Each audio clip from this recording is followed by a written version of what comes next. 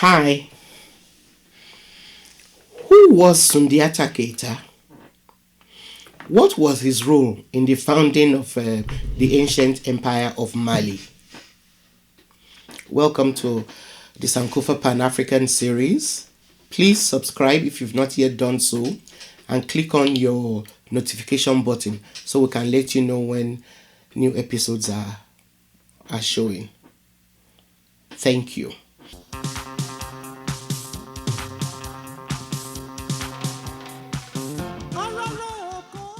Now, Mali was established by the Mandinka, also known as Mandingo, a more popular name for the ethnic group, I believe, since Kunta Kinte described himself as one in the major drama series Roots, written by Alex Haley, about his family.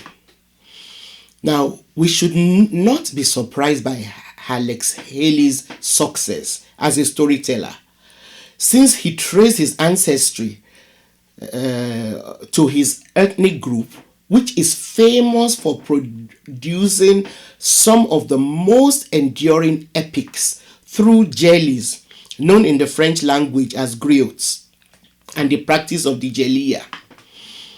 The story of the evolution of the empire of Mali, which overtook Ghana, is very interesting and is often conflated with the stories of its two most famous rulers, Sundiata Keita and Mansa Musa Keita, whose stories have been left as epics woven together and preserved through oral and recently written traditions. According to his own epic, Sundiata Keita's father was a handsome ruler of the Mandinka who married an equally beautiful wife who bore him a son, Dankaran Tumani Keita. However, a soothsayer who visited this king's court predicted that if he married an ugly woman, she would bear him a son who would one day become a very mighty king. Subsequently, he was presented with a hunchbacked woman by some hunters. Although this woman who was presented was not nearly as beautiful as the bride he already had, he married her in the hope of fulfilling the prophecy. Unfortunately, when she gave birth to a son, Sundiata, he was unable to walk. Still, hopeful that the prediction would be somehow fulfilled, the king tried to raise his crippled son without prejudice. Unfortunately, after the king died, his first son, Dankaran Tumani Keita, became king, but he was not accommodating of his disabled half-brother. As such, Sundiata, his mother, and his two sisters were either banished or chose to leave the kingdom, depending on who was telling the story. So there are two versions. Some oral versions said that they were banished, others said that they chose to leave the kingdom for their safety. Anyway, they moved to a neighboring kingdom where Sundiata, who could only walk with the use of a walking stick made out of a baobab branch, miraculously gained use of his legs. He then trained with the best warrior of that kingdom till he became such a formidable fighter. His prowess made him so good, so indispensable as a warrior, that his host kingdom chose to make him the heir to their throne. However, in fulfillment of his destiny, the burgeoning Mali, Mali had started growing, but into a kingdom, sent for him after his half brother Donarang Tumani Keita took flight when the Mandinka were attacked and overcome by a marauding group which had already captured some kingdoms from the Ghana Empire. Some sources identify this group as the Almoravids, but others just identify them as a group of people who were capturing people in order to convert them to Islam. Sundiata then strategically entered into an alliance with other small kingdoms, who then enthroned him as the first Mansa of the collective kingdoms. Now, of course, Mansa means emperor, ruler, a king, and all of that. He succeeded in organizing this motley lot into a cohesive unit under the first bara or assembly of nobles and minor kings of the emerging empire. So some form of democracy, I think we can started developing, because he did not rule as an absolute king. He formed this assembly of nobles who were made up of kings of other smaller empires. And then he then presented them with a set of rules and regulations for administering the domain at his coronation. This move was to guarantee peace and prosperity in the new state or the emerging empire. Initially, the capital of this new empire of Mali was Kangaba. I hope I'm pronouncing that. Kangaba, which was located on the banks of the Niger River. Sundiata's ascension as a Mansa was in 1230, and as he went on to expand the handful of kingdoms into a formidable empire, he moved the capital to Niani. After overtaking Ghana, he quickly took control of the gold trade, which Ghana had been famous for, and started improving agriculture by turning many of the soldiers in his army into farmers. They cultivated fertile land, which therefore produced plentiful harvests of grains, peanuts, and other food crops, as well as cotton. At his death in 1255, Sundiata was succeeded by his son, who was also followed by a number of other less remarkable emperors until 1307, when another great ruler, Musa Keita, ascended the throne.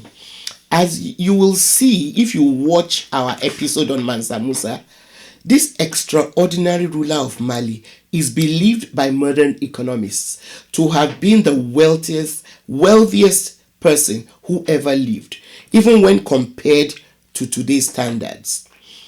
So, according to some accounts, Musa Keita became Mansa when he ascended to the throne after his uncle, Abubakar Keita II.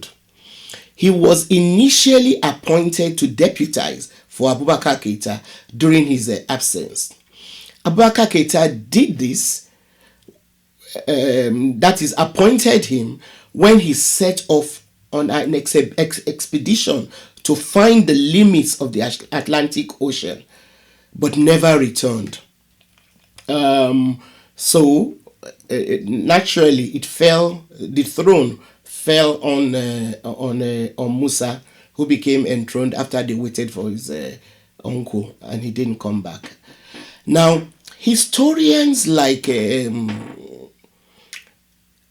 Ivan van Sertima believe that some of the sailors that Abubakar sent found their way to the Americas long before Christopher Columbus.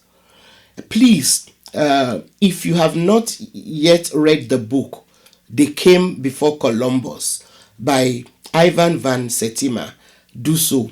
And I want to thank our viewers out there.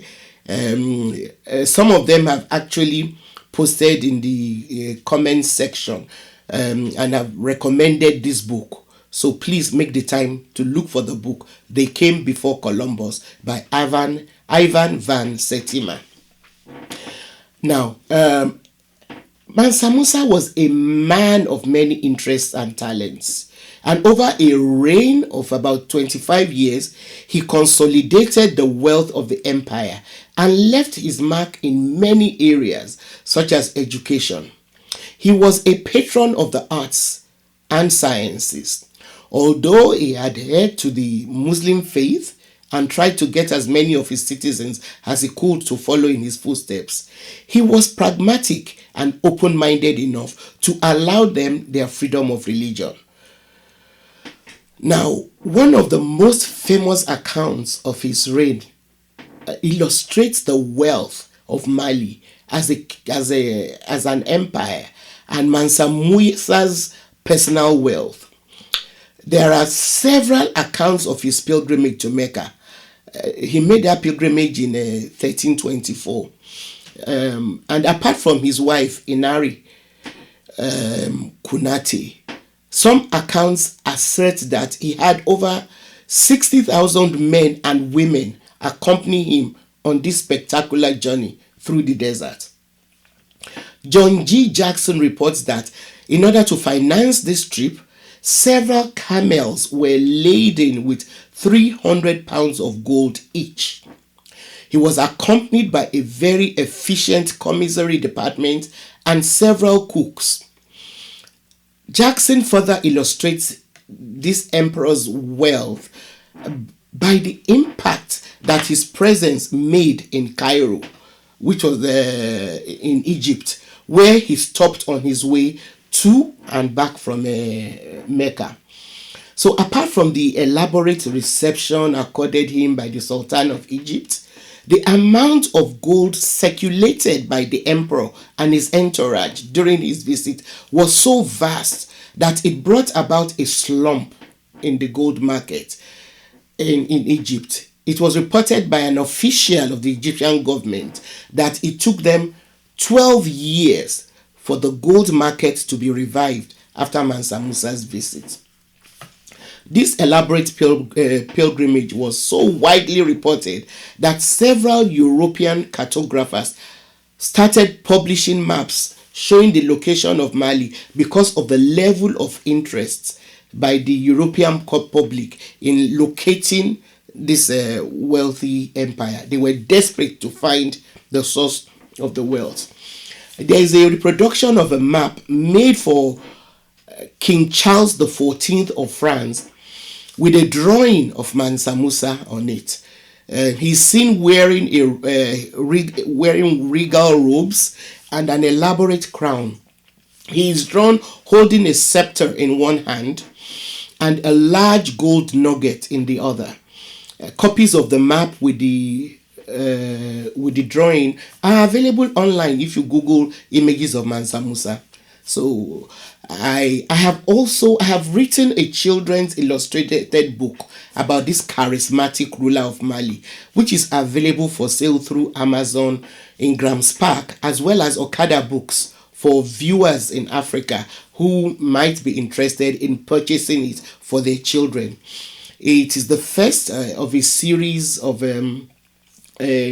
children's illustrated books that we're working on to make our history accessible to our children from a very early age. Thank you very much for watching. We'll continue with the history of Mali in the next episode. Please continue to engage with our community and send your questions.